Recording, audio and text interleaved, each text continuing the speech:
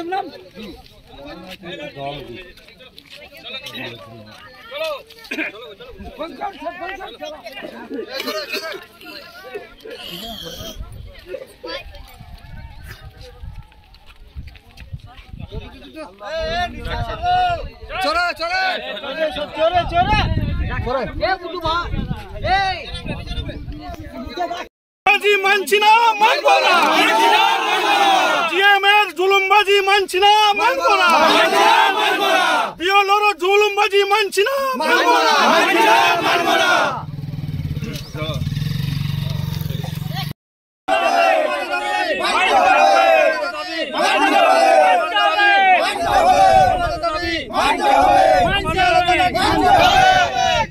দাদাগিরি চলবে না দাদাগিরি চলবে না আমাদের দাদাগিরি চলবে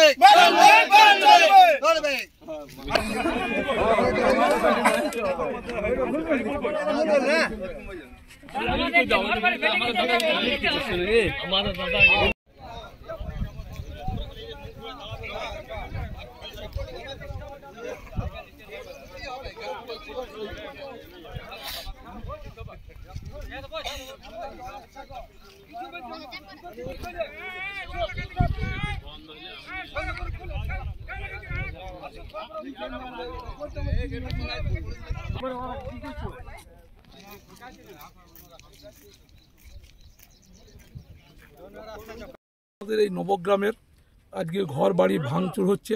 আমাদের যাদের নামে জমি সেই জমি ইসিএলের নামে রেকর্ড হয়ে যাচ্ছে, আমরা কিছু জানতে পারছি না।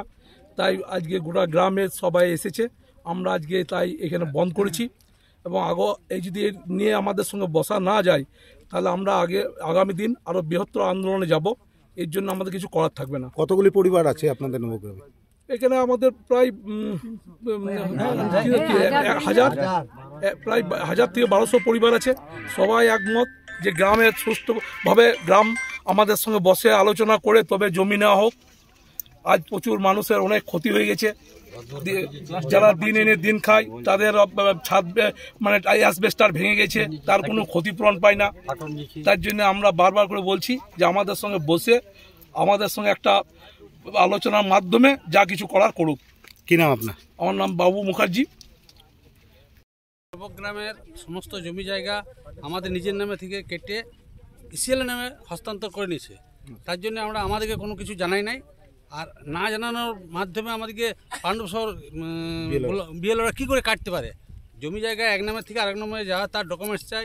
আমরা যেগুলো গ্রামের লোকেরা চাকরি বাকরি নিচ্ছে সেগুলো ওরা তারা আমাদের নাম থেকে কেটে অন্য নামে করতে পারে, কিন্তু অন্য যেগুলো আমরা দিনায় ঘর বাড়ি এগুলো সব কেন কেটে নিয়ে কলমন্ত্রী কাদের মদতে হচ্ছে এগুলো? আর এগুলো কাদের মতোতে হচ্ছে সেগুলো আমাদেরকে বলুক।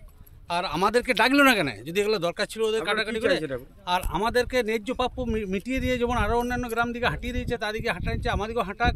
আমাদেরকে ক্ষতিপূরণ পুনর্বাসন, চাকরি ক্ষতিপূরণ পুনর্বাসন, বাড়ি তৈরি করার যার যতটুকু যেমনভাবে দরকার সরকারের যেটা আমাদের পাওনার দরকার সেটাই আমাদেরকে দেখ, তারপরে কাটুক। আপনার নাম কি? আমার নাম সনাতন। সনাতন কি?